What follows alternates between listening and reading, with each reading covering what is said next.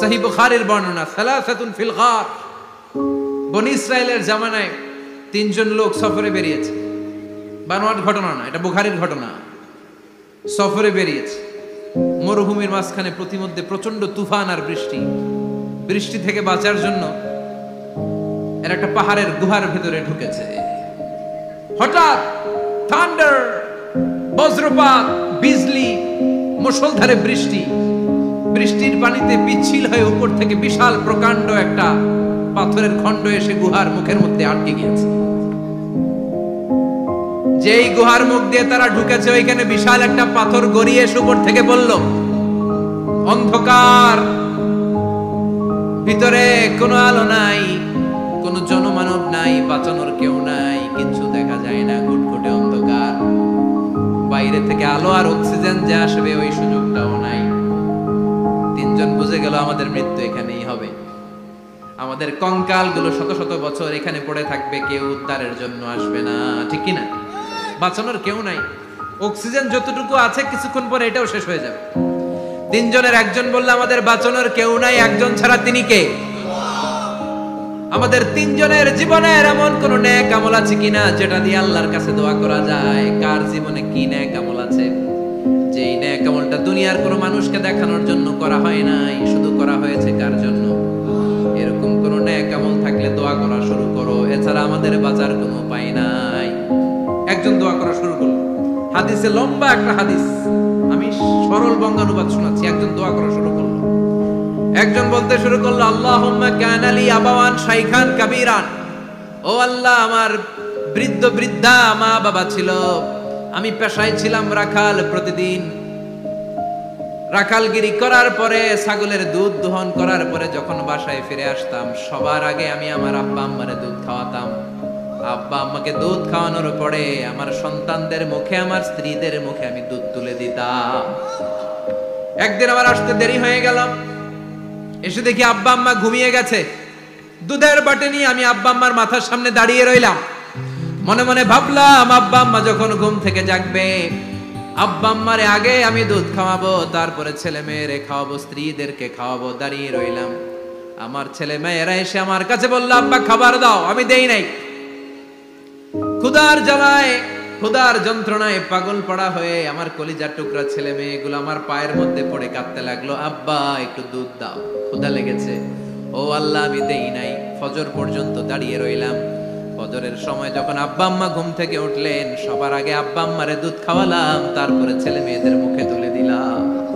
ও আল্লাহ, ও আল্লাহ, ওই দিনে সারা রাতটা আমি দাঁড়িয়ে আব্বা আম্মার জন্য যে দাঁড়িয়েছিলাম, দুনিয়ার কাউরে দেখানোর জন্য নয়, শুধু তোমারে খুশি করার জন্য। ওই রাতের ইবাদতটা যদি তোমার কাছে পছন্দ হয়, ফাফাররিজ আন্না মা নাহনু ফি, আজকে যেই বিপদে আমরা আছি, বিপদ থেকে তুমি বাঁচাও। বলার সাথে সাথে 1/3, 1/3 পাথরটা ডান দিকে সরে। সুবহানাল্লাহ পড়বেন না? এবার বাইরে থেকে আলো আসতে শুরু করেছে, অক্সিজেন ঢুকতে শুরু করেছে, তাদের মনের মধ্যে স্বস্তি ফিরে এসেছে। এবার দ্বিতীয় জন দোয়া শুরু করলো, আল্লাহ, আমার এক চাচাতো বোন ছিল, এত সুন্দরী, আমার জীবনে এত সুন্দরী নারী আমি দেখি নাই, এত সুন্দরী নারী। ওয়া কুনতু উহিব্বুহু বিআশাদ্দি মা ইউহিব্বুর রিজাল আন নিসা, একজন পুরুষ একজন নারীকে যত ভালোবাসতে পারে আমি ঠিক ততটা ভালোবাসতাম আমার এই সুন্দরী কাজিনকে, চাচাতো বোনকে। কিন্তু আমার মনের কথা আমার চাচাতো বোনরা আমি বুঝাতে পারি নাই। একদিন লজ্জা শরমের মাথা খেয়ে চাচাতো বোনরা আমি বললাম, তোরে আমি বড্ড ভালোবাসি, একান্তে আমি তোরে চাই। চাচাতো বোন বলল, এত এত স্বর্ণ মুদ্রা যেদিন জমাতে পারবা ওই দিন আমারে বাবা। এবার আমি স্বর্ণ মুদ্রা জমাতে লাগলাম, জমাতে জমাতে জমাতে জমাতে বছর শেষে স্বর্ণ মুদ্রার থলে নিয়ে চাচাতো বোনের হাতে দিলাম। চাচাতো বোন আমার অপকর্মে রাজি হয়ে গেল। গোপন একটা রুমের ভেতরে আমরা ঢুকলাম, দুইজনেই জামা কাপড় খুলে নেকেড হলাম, জিনা করব, পাপ কাজ করব। একেবারে ফাইনাল ডেস্টিনেশন আমরা চলে গেলাম। পাপ কাজ যখন আমরা শুরু করব, ইন দা মিন টাইম আমার চাচাতো বোন আমার ডেকে বলে, ও আমার চাচাতো ভাই, ইত্তাকিল্লাহ, ইত্তাকিল্লাহ, আল্লাহরে ভয় কর, আমার সতীত্ব নষ্ট করে দিস না। আল্লাহ ওই মুহূর্ত থেকে ফিরে আসা কোনো পুরুষের পক্ষে সম্ভব ছিল না। ইত্তাকিল্লাহ, এই বাক্যটা শুনে, তোমার আওয়াজ শুনে আমার কলিজার মধ্যে কাঁপুনি ছুটে গিয়েছে।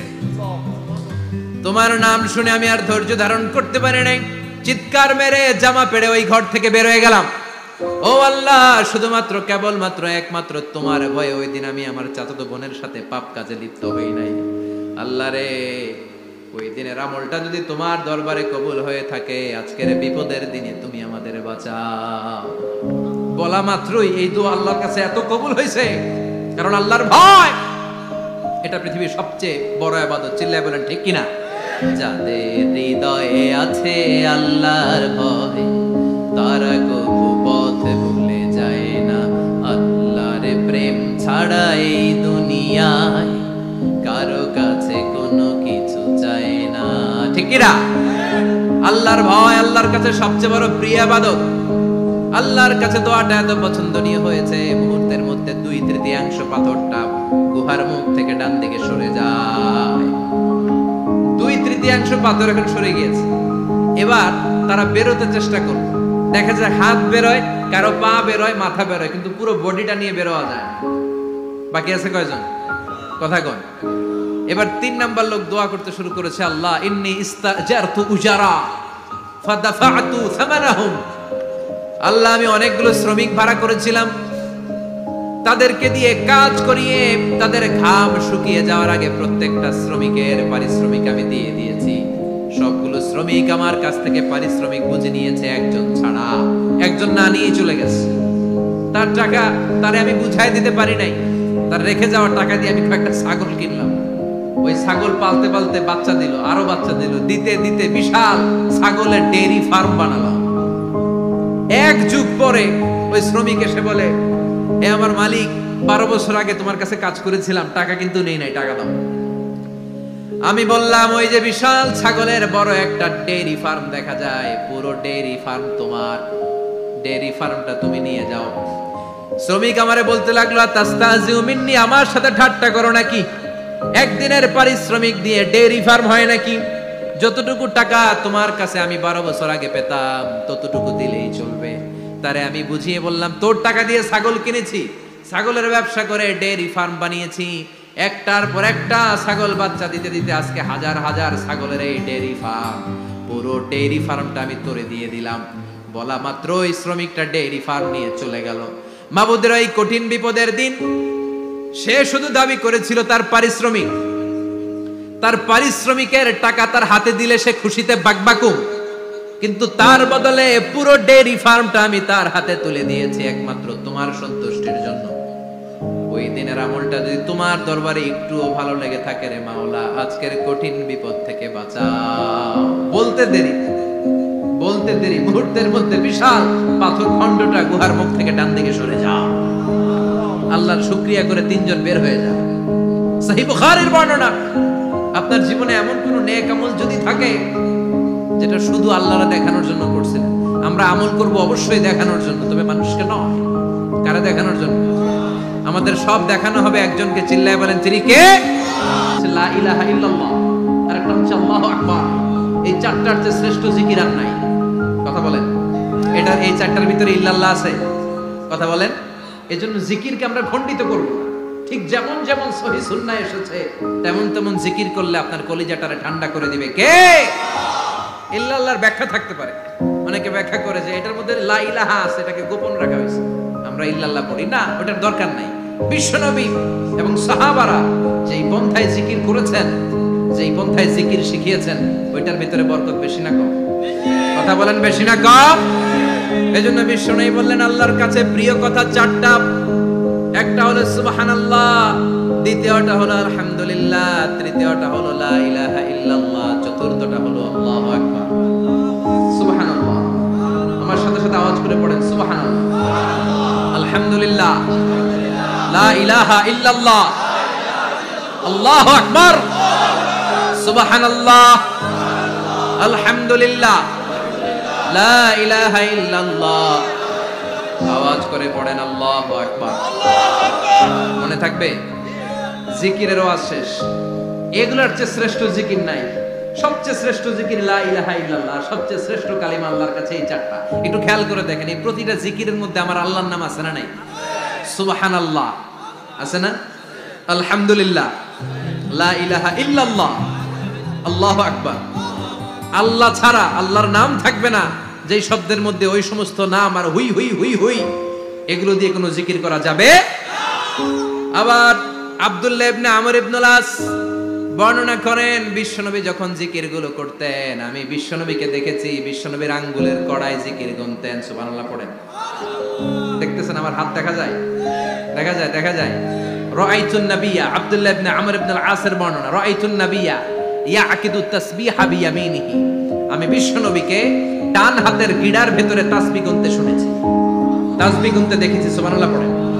এখন আমরা লম্বা তাসবিহ ছড়া নেই না, এটা জায়েজ, কিন্তু শ্রেষ্ঠ হচ্ছে হাতের গিড়ায় গোনা।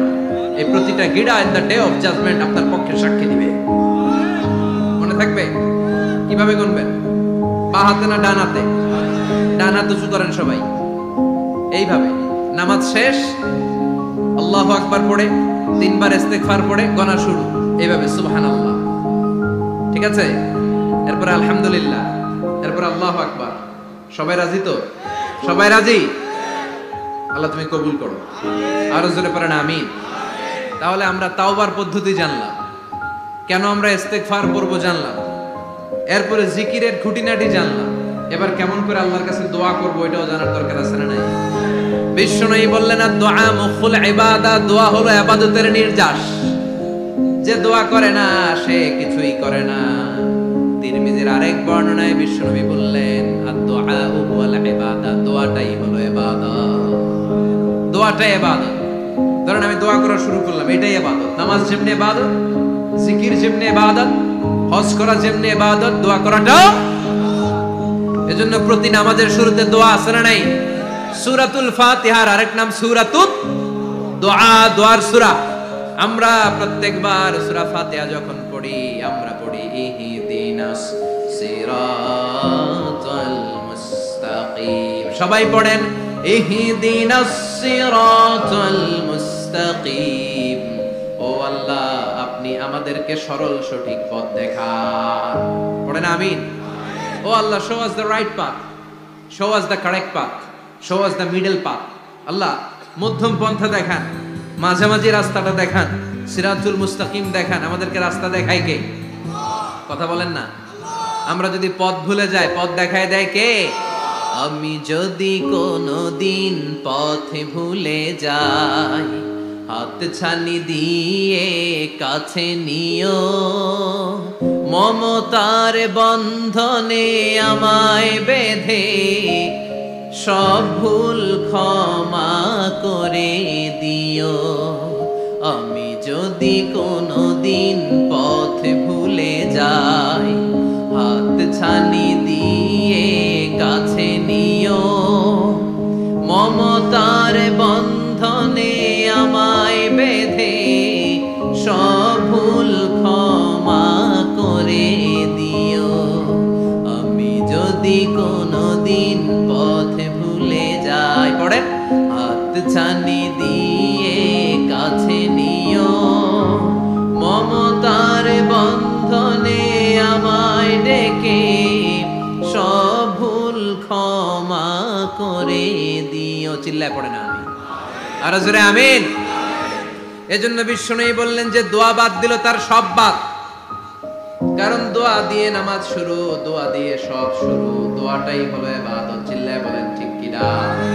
আর দোয়া ও সিলাহুল মুমিন, দোয়া হচ্ছে মুমিনের উইপন, অস্ত্র, মুমিনের বড় অস্ত্র। যেখানে সবকিছুর দৌরাত্ম শেষ ওইখানে দোয়ার দৌরাত্ম শুরু। যেখানে সবকিছুর কারিশমা শেষ ওখান থেকে দোয়ার কারিশমা শুরু। এরকম অনেক ক্যান্সারের মতো দুরারোগ্য ব্যাধিতে আক্রান্ত, ডক্টর ফাইনালাইজ করে দিয়েছে বাঁচবে না, 2 মাস বাঁচবে। কয় মাস? কথা বলেন। মাত্র 2 মাস সে বাঁচবে।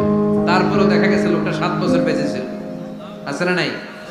দোয়া, the power of দোয়া। Everything is pre-written, but by supplication it's rewritten. সবকিছুই আগে লেখা থাকে। মহাবিশ্ব সৃষ্টির 50,000 বছর আগে আমাদের ভাগ্যে কি ঘটবে সব লিখে রেখেছে কে? সব অপরিবর্তনীয়। কিন্তু এই তাকদিরেরও কিছু জিনিস আল্লাহ চেঞ্জ করে দেয় দোয়ার বরকতে। এজন্য দোয়া করার দরকার আছে না নাই? মায়ের কাছে দোয়া চাবেন, মায়ের দোয়া আল্লাহ ফেরায় না। মজলুম ব্যক্তির দোয়া আল্লাহ ফেরায় না, মুসাফিরের দোয়া আল্লাহ ফেরায় না। যিনি রোজা রেখে দোয়া করেছেন তার দোয়া আল্লাহ ফেরায় না।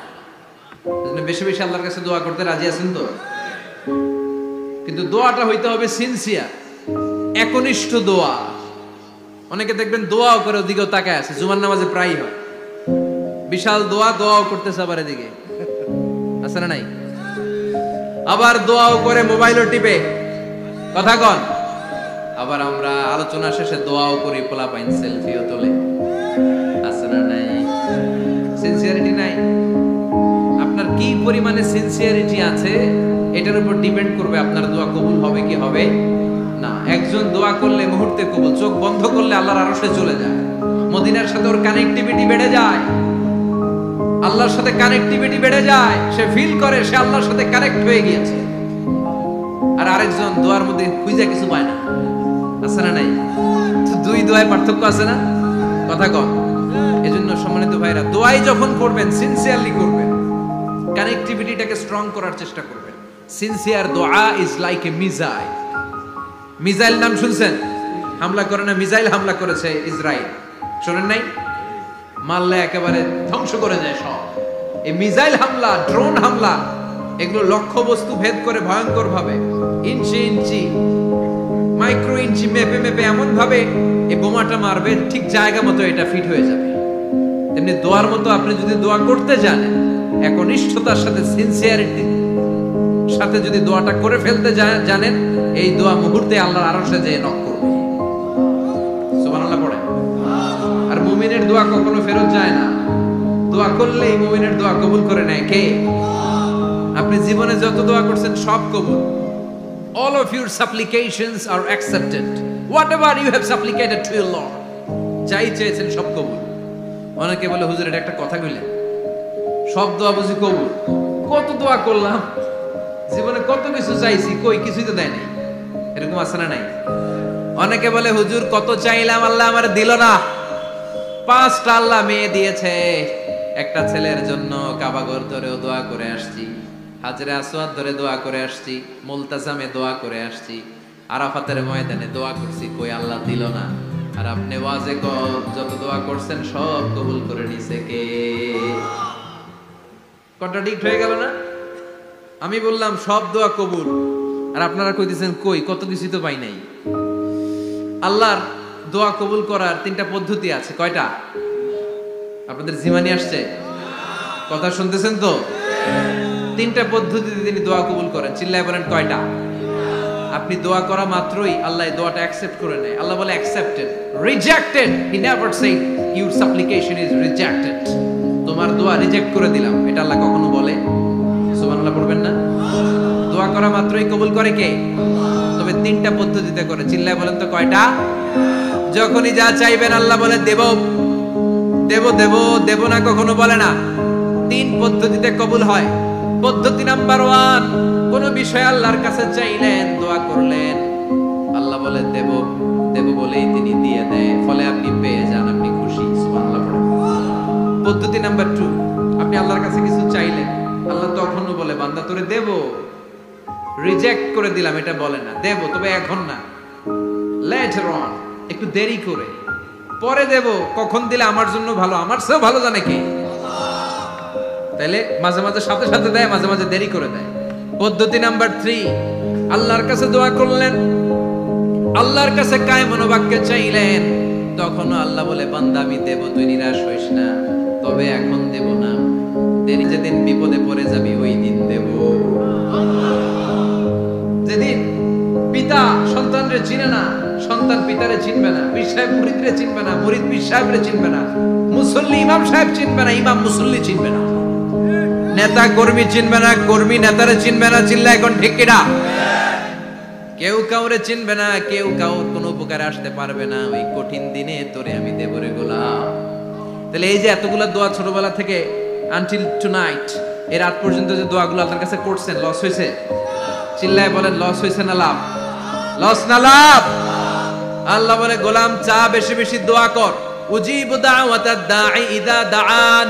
আমার বান্দা আমার কাছে চাইতে দেরি হয়ে যায়, দোয়া কবুল করতে দেরি হয়, এজন্য বারবার চাইতে হবে। না দিলেও চাও, না দিলেও হয় একটু পরে দিবে, দেরি করে দিবে, যখন আমার জন্য উপকার হবে, ভালো হবে তখন দিবে। তা না হলে কিয়ামতের ময়দানে দিবে। চিল্লায় বলেন ঠিক কি না? বেশি বেশি দোয়া করবেন, সবার জন্য করবেন, নিজের জন্য করবেন, ফ্যামিলি মেম্বারসদের জন্য করবেন, শুভাকাঙ্ক্ষীদের জন্য করবেন, শত্রুদের জন্য বেশি করবেন, হেটার্স যারা আছে ওদের জন্য বেশি দোয়া। আল্লাহ যেন এগুলোর হেদায়েত দেয়। ইসলাম বিরোধী যারা এদের জন্য দোয়া, হিন্দু বন্ধু থাকলে এদের জন্য দোয়া, হেদায়েতের দোয়া। ঠিক কি না? সবাই সবার জন্য দোয়া করেন। অনেকে কয় হুজুর আমি আরেকজনের জন্য করবো কেন, হ্যাটটা হ্যাঁ করবো, আমার দোয়া আমি করব, আছে না নাই? না, আপনি তার জন্য করবেন। আপনি যদি আপনার ভাইয়ের জন্য দোয়া করেন, ফেরেশতারা বলে ওয়ালাকা বিমিসলি, মানে আল্লাহ সে তার ভাইয়ের জন্য যে দোয়া করলো এই দোয়াটা আগে তার জন্য তুমি কবুল করে নাও। আপনি যদি দোয়া করেন আল্লাহ আমার ভাই অসুস্থ, তুমি তারে সুস্থ করে দাও, ফেরেশতারা বলে আল্লাহ যেই লোকটা দোয়া করলো তার মধ্যে যদি কোনো রোগ থাকে আগে তারে সুস্থ করে দাও, পরে বাইরে। ফেরেশতাদের দোয়া কবুল করে নেয় কি?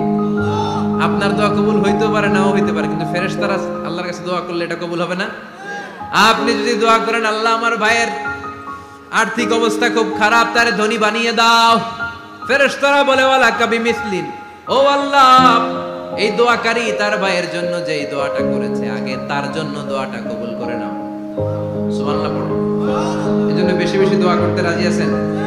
বারবার চাইবেন, সকালে বিকালে দুপুরে রাতে শীতকালে গ্রীষ্মকালে সব সময় আমরা দোয়া করব কার কাছে? আল্লাহর কাছে। বারবার চাইলে আল্লাহ খুশি হয়ে যায়, বারবার না চাইলে আল্লাহ রেগে যায়। দুনিয়ার সিস্টেমের একেবারে বিপরীত। আমি যদি এই ভাইয়ের কাছে কোন একটা বিষয় নিয়ে আজকে যাই, ভাই আমারে 1000 টাকা দেন, বিপদে পড়ছি, দিল 1000 টাকা, নেন, বিপদ সারা উদ্ধার। এক সপ্তাহ পরে আবার ভাইজান বড় বিপদে আছি, 1000 টাকা। তারপরে উনি লজ্জায় করে দিবে, আসছে যখন দেই, পরের সপ্তাহে আবার মিয়া সাহেব 1000 টাকা। ওই দিন বলবে ভাই 1000 নাই, 500 নিয়ে আসেন, কথা কন। এর পরের মাসে যদি বলি ভাই বিপদে পড়ছি, দিবে নাকি? লাঠির বাড়ি আছে না নাই? প্রতি সপ্তাহে সপ্তাহে তোমার বিপদ, কথা কন। তার মানে এই দুনিয়ার সিস্টেম হচ্ছে একটা বিষয় নিয়ে বারবার কারোর কাছে যাওয়া যায় না, চাওয়া যায় না, শরম লাগে, কথা কন। কিন্তু আল্লাহর সিস্টেমটা একেবারে উল্টো। আল্লাহর কাছে বারবার না চাইলে তিনি রেগে যায়। তিরমিজির বর্ণনা, ইন্নাহু মান লাম ইয়াসআলিল্লাহ ইয়াগদাব আলাইহি, যে ব্যক্তি কোনো বিষয় নিয়ে বারবার আল্লাহর বিরক্ত করে না তার উপর আল্লাহ রেগে যায়। আর বারবার চাইতে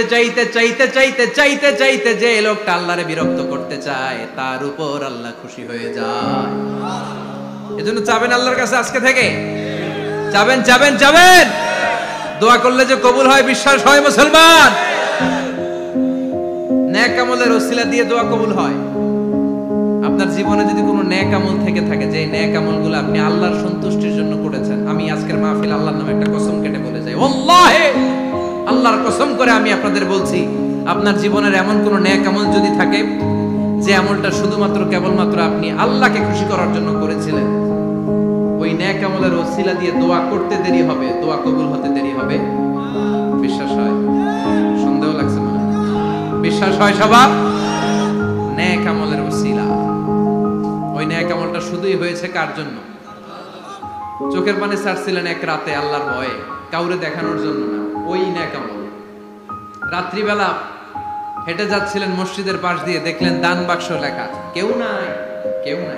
কচকচে 500 টাকার নোট বের করে ঢুকাই দিছিলেন। এটা হচ্ছে শুধু আল্লাহরে দেখানোর জন্য নেক আমল, ঠিক কিনা? আল্লাকা সিররুন ইনদাল্লাহ বাইনাকা আনতা ওয়া বাইনাল্লাহ, আল্লাকা সাদাকাতুন তাখফা লা ইয়ালামুহা ইল্লাল্লাহ, আল্লাকা সিররুন ইনদাল্লাহ বাইনাকা আনতা ওয়া বাইনাল্লাহ, আল্লাকা সাদাকাতুন তাখফা লা ইয়ালামুহা ইল্লাল্লাহ। সুবহানাল্লাহ পড়েন। আল্লাকা সিররুন ইনদাল্লাহ, তোমার আর তোমার রবের মাঝে গোপন কিছু আছে কি যেটা আল্লাহ ছাড়া কেউ জানে না? তোমার কি কোনো গোপন দান আছে কি যেটা আল্লাহ ছাড়া কেউ দেখেনি? সুবহানাল্লাহ পড়েন। এমন কোন আমল যে আমলটা আপনি করেছিলেন শুধু আল্লাহর খুশির জন্য, ওই আমলের ওসিলা দিয়ে দোয়া করলে কবুল করবে কে? বিশ্বাস হয়?